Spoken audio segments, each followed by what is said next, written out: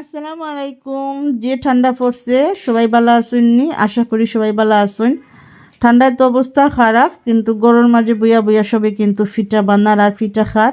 তো আমিও কিন্তু ফার্স্ট টাইম অ্যাটেম্প করছি, ভাপা পিঠা বানাইছি। তো কীরকম বানাইছি আপনাদের সাথে এখন শেয়ার করবো। আশা করি ভাপা পিঠার রেসিপি আপনার কাছে ভালো লাগবো। একটু ইউনিকভাবে তৈরি করার চেষ্টা করছি। তো লেটস গো। এখন আমি যে বাপা পিঠা বানাইমু তার ভিতরে ফুড বা স্টাফিং দেওয়ার লাগে আমি এখানে যেটা যেটা নিছি এটা হলো গিয়ে নারকেলটা আমি ভালো করে কুড়াই নিছি। তারপরে টেস্টিংয়ের লাগে আমি এখানে গুঁড়ো দুধ নিছি আর গুড়টারে আমি কিন্তু ছোটো ছোটো করে কাটছি। আর এখানে মাঝে পেস্তা আর কাঠবাদামটারে আমি একটু ড্রাই করে বাজিয়া এটা ক্রাশ করছি। তো এটা হলো কি বাপা পিঠার স্টাফিং বা ভিতরে যেটা থাকবে আর কি অফটা। তো এখন আমি গুড়িটারে প্রথমে প্রিপেয়ার করবো, তারপরে কিন্তু বাপা পিঠা তৈরি করবো। তো বাপা পিঠা তৈরি করার লাগে কিন্তু আগে বালা করে চালের গুঁড়িটারে একটু প্রিপেয়ার করা লাগে। তো এখানে আমি অল্প অল্প পানি দিব, দেওয়ার পরে কিন্তু চালের গুঁড়িটারে জাস্ট একটু হালকা করে ভিজাইতে হইব। যেহেতু আমি কোনো দিন বানাইছি না, কিন্তু দেখছি কীরকম বানাই। তো আমি কিন্তু এরকম একটু একটু পানি দিব, দিয়া গুঁড়িটারে জাস্ট একটু ভিজাই নিব। আর দিয়ে মিক্স করবো সুন্দর করে। আবার বেশি একসাথে পানি দেওয়ার যেতাম না, হালকা হালকা করে এইভাবে পানি দিব, তারপরে আর দিয়া কিন্তু গুঁড়িটারে মিক্স করবো। তো আমার কিন্তু মানে চালের গুঁড়াটা প্রিপেয়ার করা প্রায় শেষ। আমি একটু একটু পানি দিয়া চালের গুঁড়িটারে প্রিপেয়ার করে লাগছি। আর ওই যে দেখুন আতর মাঝে কিন্তু চাপ দিলে একদম এভাবে একটা বলর মতো হয়ে যায়, আর হালকা করে চাপ দিলে কিন্তু গুঁড়িটা ভাঙে যায়।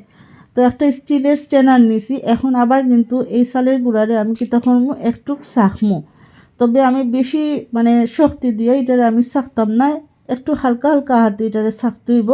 কারণ বাপা পিঠা বানাইতে হইলে গুঁড়িগুলা কিন্তু একটু দানা দানা থাকতে হইব। তো বেশি জোরে চাপ দিলাইলে আসলে গুঁড়িটা একদম ভাঙ্গি যাইব। এর লাগে আমি হালকা হাতে এটারে চাপ দিব, যাতে দানা দানা থাকে, চালের গুঁড়া দানা দানা থাকতে হইব, নাইলে সুন্দর হইতো না পিঠা। যে ওই যে দেখুন কীরকম করছি। তো আমি কিন্তু চালের গুঁড়ি চাকি দিছি, ওই যে দেখতে পারা কীরকম হয়েছে। আর এখন আমি স্টাফিংটার মিক্সড করবো। এখানেও আমি নারকেল কুড়া দিলাইলাম, তারপরে আমি দিব এখন গুঁড়া দুধ। আসলে গুঁড়া দুধটা অপশনাল, আমি দিছি একটু টেস্টিং ভালো হইতো দেখিয়া। আর আমি গুঁড়ো দিলাইলাম সাথে। আর টেস্ট বাড়ানোর লাগে আমি এখানে আমাদের পেস্তা আর কাঠবাদাম একটু আমি ড্রাই করি বাজিয়ে কিন্তু ব্লেন্ডারও ক্রাশ করছি। তো সব কিছু এখন দিব, দেওয়ার পরে এটাকে আমি ভালো করে চামচ দিয়ে মিক্স করে লইব।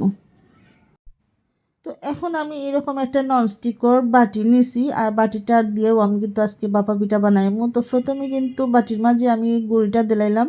আর গুঁড়িটা দেওয়ার পরে কিন্তু আমি বেশি চাপ দিয়ে বয়ানি যেতাম না, হালকা হালকা চাপ দিয়ে এটা বয়াইমু। তারপরে এটার ভিতরে আমি স্টাফিংটা দিলাইমু সুন্দর করে। স্টাফিংটা দেওয়ার পরে উপরে আবার আমি চালের গুঁড়ি এরকম দিলাইমু। তবে কিন্তু এই কারণের মাঝে বললেও বেশি জুড়ে চাপ দিয়া চালের গুঁড়িটা বয়ানি যেত না। এটা কিন্তু হালকা হাতে এভাবে চাপ দিয়া দিয়া এটারে বয়াইতে হইব, তা না হইলে কিন্তু যে দানা দানা যে বাপটা আছে এটা কিন্তু আর থাকতো না, গুঁড়িগুলো একদম ফ্ল্যাট হয়ে যাব।